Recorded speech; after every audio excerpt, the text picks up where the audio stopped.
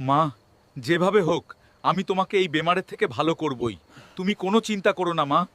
আমি ঋষির কাছে যাচ্ছি। ঋষি, বাবা, আমার মাকে বাঁচান।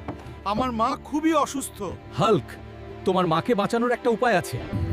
হালকা, তোমার মাকে বাঁচাতে হলে আফ্রিকার জঙ্গলে থেকে একটা বড় মাশরুম আনতে হবে।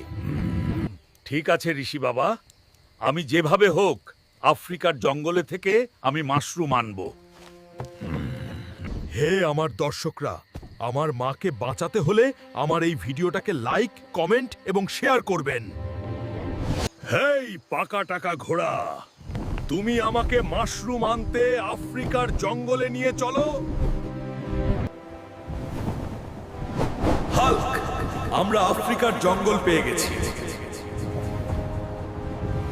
আমি আজ অনেক খুশি। আমি মাশরুম পেয়ে গেছি। আমি এখন আমার মাকে বাঁচাতে পারবো। মায়ে, আমি মাশরুম আনছি। তুমি এখন বেমারা থেকে ভালো হয়ে যাবে।